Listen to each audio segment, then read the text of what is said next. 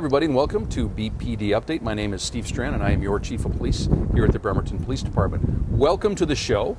This month we have, I think, a very interesting topic for you. We're going to talk a little bit about traffic and our traffic unit. You see people out and about enforcing traffic laws, and we have a specialized traffic unit that does some of that as well, in addition to our patrol officers. And we'll talk with Officer J.D. Miller a little bit about that. And then in the second part of the show, as we usually do, we'll talk a little bit about our statistics, some of our significant cases, and sort of a summary of what's been going on at the Bremerton Police Department. So, first of all, welcome, J.D. Thank you. So, J.D. is a member of our traffic unit here at the Bremerton Police Department, and you've probably heard of traffic units or traffic patrol units in police departments, but we're standing obviously in front of one of our motorcycles from the BPD traffic unit. If you could, Officer Miller, talk a little bit about what is the traffic unit, why do we have it, and what equipment do you use? Well, the traffic unit for the city of Bremerton, our main goal is to reduce accidents and keep people safe from aggressive drivers and DUIs and that sort of stuff. Just kind of just make sure that people are safe on our streets.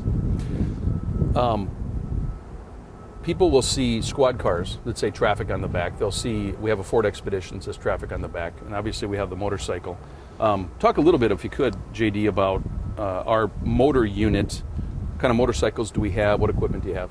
Well, at this point we have two Harley-Davidson electric glides. There's one in front of you here. These are 2009, and we got these from a grant through Washington Traffic Safety Commission for enforcing school zones and stuff like that. But mainly they're used for speed emphasis patrols, and the other unit that we have is there's an Expedition that I drive, and one of the other traffic officers has one of the new Chevy Impalas. Now, is there a reason that we don't have a really small car for you to drive, JD? Because I just don't understand that. Well. The Expedition is the right size for you. On these, and I've never been a motor officer, talk a little bit about the training that it requires to ride the motorcycle and to do patrol work on it.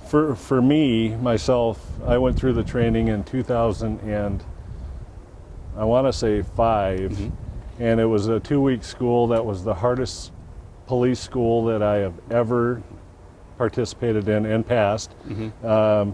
It's mental, physical challenge that you have to put everything together to get through the school, mm-hmm.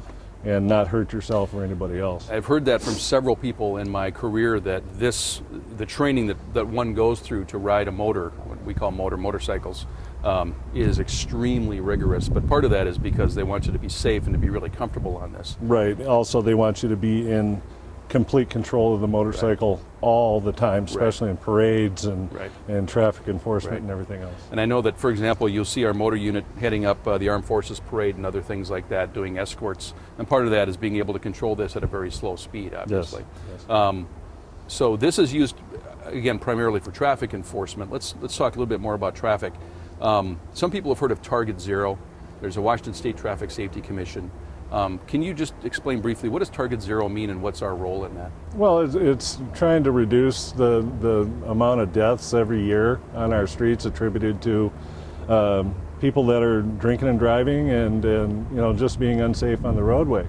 The goal, obviously, is to have 0 deaths in a year in this county. And I believe on this past statistics that the numbers have been falling. Mm-hmm. It's been going down pretty continuously. Yeah. And I know that the State Traffic Safety Commission, which is through the state, but of course almost all police departments are part of it, Washington State Patrol, of course, as well. As we're seeing those numbers going down, Target Zero to me is also saying, what is an acceptable number of traffic deaths from drunk driving and speeding and some of those other things? And the answer should be 0. Nobody should be dying on our roadways. And I've always been amazed in my career how people say, well, last year we only had 10 of them in our county, or 15 or 20. If we had 20 murders in an area, we'd say that's crazy, that's unacceptable. But when people get killed in traffic crashes, it's become the norm. Well, it shouldn't be the norm, and that's kind of what we're saying. Yeah, and in 1975 or 76, when they reduced the speed limit down to 55, you saw the drastic decline in deaths on the roadway. Mm-hmm. Eventually that's what we want to get to, is 0. You've one of the other things, in addition to enforcement, the traffic unit also handles advanced crash investigations as well. And you're talking a little bit about history and numbers of crashes and fatalities going down. What have you seen in your career as a police officer and as a traffic officer in terms of the effects of airbags, increased DUI enforcement, speed enforcement? How's that changed? Well, I think the modernization of the car and the DUI enforcement and everything. I think the more that we put into it, the better results we're going to get. DUI is pretty much unacceptable anywhere, especially in this city. We don't tolerate it, and we're always looking for DUIs and hazardous driving and aggressive driving, and speeding is one of those things. I know one of the things that's changed in my career as well has been 26 years ago when I started, it wasn't uncommon for drunk drivers to be picked up and to sort of just be taken home. It was sort of, I don't want to say acceptable, but it was just different, and now it is zero tolerance. That's changed, and again, I think that's resulted in fewer traffic fatalities. But the other thing I would mention, and you talk about equipment, airbags have made certainly a big difference in terms of reducing fatalities. And safety glass, I mean, when I was a brand new deputy many years ago in the mid-'80s, I would go through the files, and there was pictures from the 50s and 60s of traffic crashes, and people would go right through the windshields. And everybody died in every crash because it was so unsafe. Those things have changed. Well, when you add enforcement, you add education, that really starts to bring those numbers down, and that's what the traffic unit is all about. We hear so much about DUIs, we hear so much about the danger of drunk driving, but one of the things you focus on is speeding, aggressive driving, people texting and using the phone. Talk a little bit about your experience and what does that matter?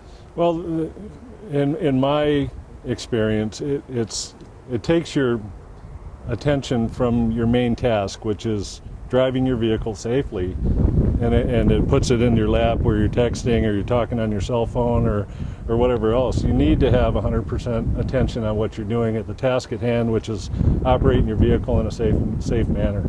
As soon as you throw in eating, grooming, putting on lipstick, I'm not picking on anybody here, but as soon as you start distracting from what your main task is, you're not paying attention to the road, and accidents happen. Yeah. And unfortunately, texting has become a little bit ubiquitous. It is not legal in this state to text while driving. It is not legal to use the phone while driving.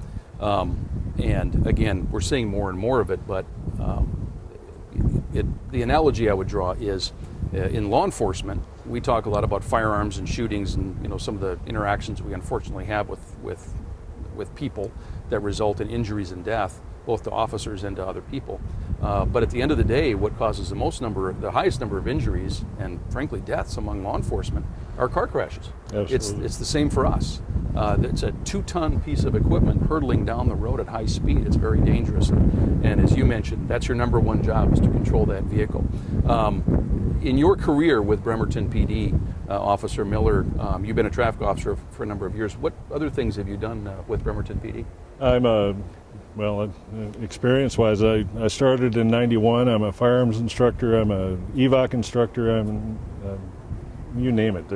I've been here for 23 years, and I do a lot of the training and a lot of helping people out. And it's just a never-ending job, I guess, that you're just trying to make sure everybody's on the same page and doing the job to the best of their ability.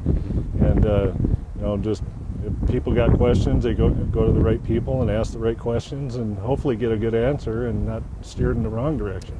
Yeah. I would mention, having been the chief here in Bremerton for a little over a year now, as an experienced officer, Officer Miller, obviously very tall, and he's a notable guy. He's easy to recognize, doing traffic, having a lot of interaction with people.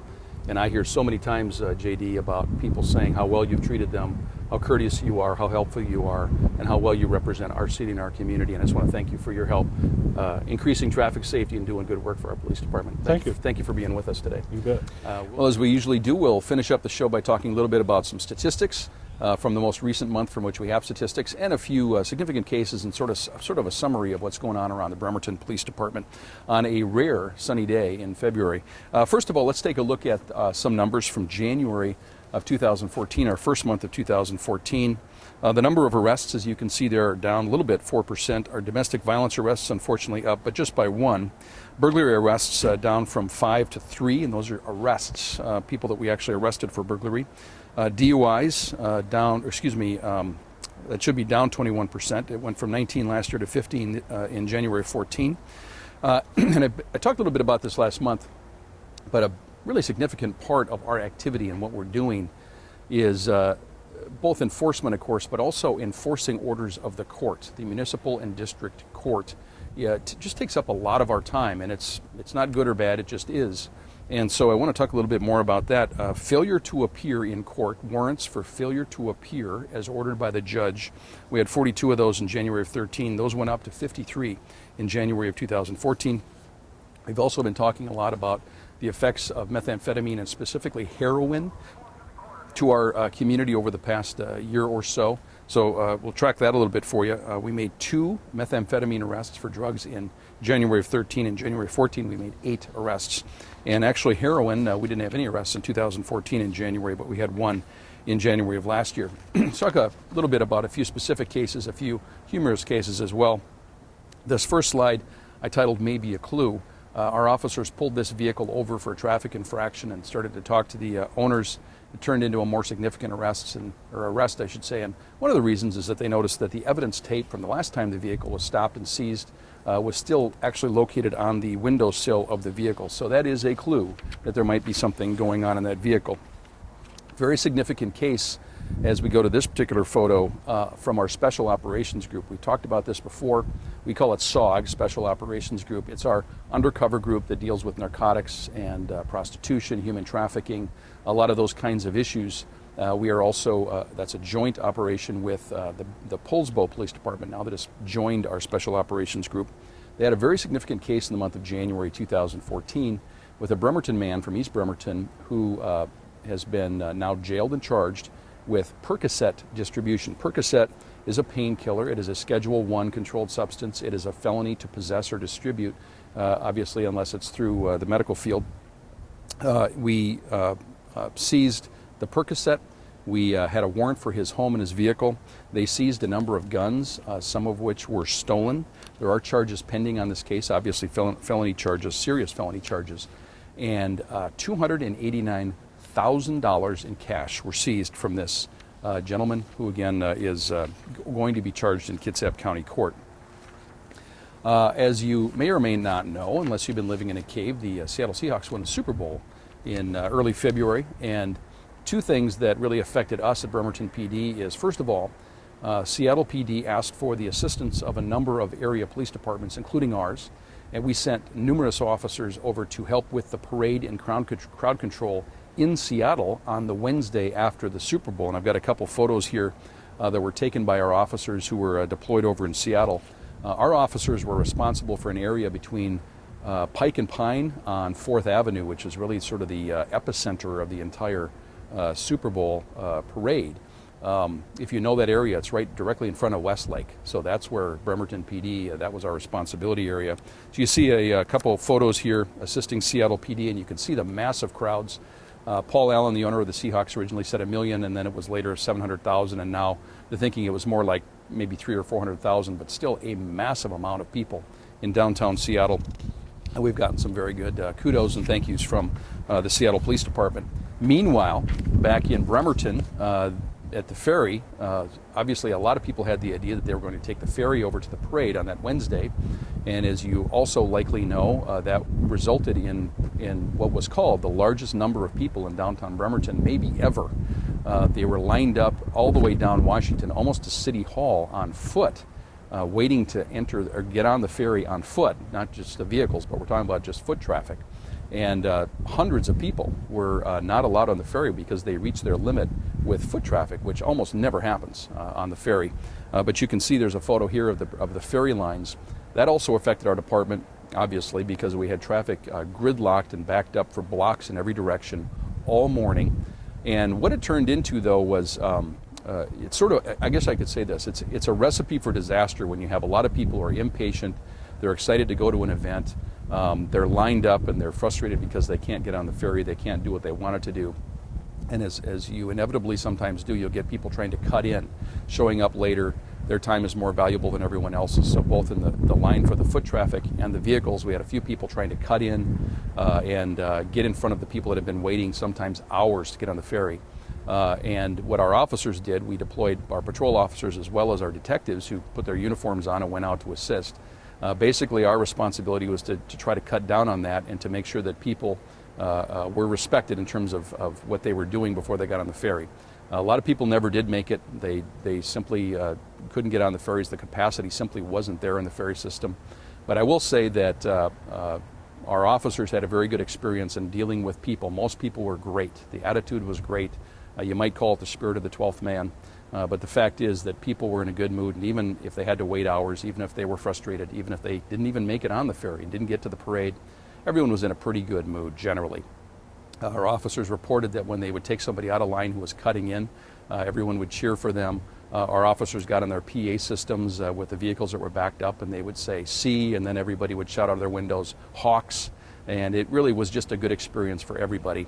You also may have read that the mayor made the decision to not have parking tickets enforced on that particular day. It was just a unique situation, and again, we've gotten very good feedback from a lot of folks on the way that it was handled in a very, very difficult situation. And I guess I would want to say as the chief as well to residents of Bremerton in this area, thank you for your patience. It was a difficult situation, one that we probably won't see again. The Seahawks win the Super Bowl next year. I'm not sure it's going to be exactly the same. The first time that they win the Super Bowl in a long time, it was really a pretty special situation. You may have read a little bit about this in the paper as we go to our next slide. Police departments are transitioning to different kinds of patrol vehicles. The ubiquitous Ford Crown Victoria, like the one right behind me here, is no longer manufactured. Ford stopped making this.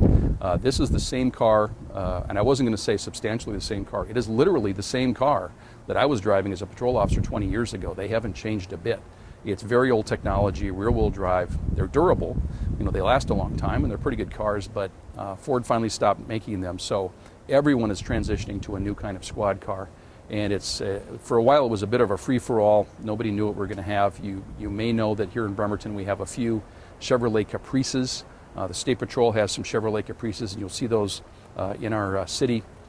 But what most departments are now transitioning to is what is called a Ford Interceptor utility vehicle, and there's a picture of it here in the upper left, and that's not ours, but it's the same model that we have ordered, and that will become our new standard patrol vehicle in the city of Bremerton, and it's also going to be the standard patrol vehicle for many departments in this area, including the State Patrol. So as you see these vehicles being integrated over the next several months, I just wanted you to know why we're going to these. They're not SUVs, they're not big, heavy sport utility vehicles with a lot of equipment in them. They're built on a front-wheel drive platform. They do have all-wheel drive so that when we have snow or ice in our hilly city, it doesn't slow down our entire force. We have all-wheel drive so we can still get out there. They get better mileage than the Crown Victoria, that again, this one behind me, significantly better mileage. They also sit up higher, and I often point out the fact that we sort of ignore this, but the main purpose of patrol, main purpose of police officers being on patrol is to see things. And so to be up a little bit higher and to have a better perspective is very, very important in terms of public safety and letting our officers do their job. And then finally, this may seem like a strange consideration, but it is. It has a very large back seat, a lot of storage space. Putting prisoners who are sometimes combative, sometimes intoxicated, often intoxicated, in the back of a low squad car in a small back seat creates injuries both to the individual going in the back seat and the officer taking them out and putting them in. So having a larger vehicle with a larger back seat that's a little bit higher up is, again, a great move forward in terms of risk management and reducing injuries to the public and to ourselves. So just wanted to share that with you. And as you start to see these black and white utility vehicles as our squad cars around town, that's why we're going to these, and you'll see those over the next several months. Last thing I want to talk about, or last two things before we end the show. First of all, you may have heard of the Landlord Notification Program. This is a way to improve neighborhoods throughout Bremerton when we have problem houses where there might be a drug house or drug issues, there might be disorder, something that's causing a problem in a neighborhood.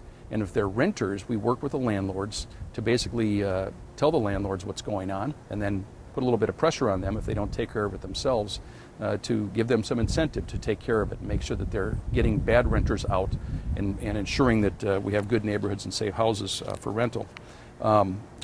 Just a couple of numbers for you as we move toward a mandatory registration program, and we're starting that up at the beginning of this year.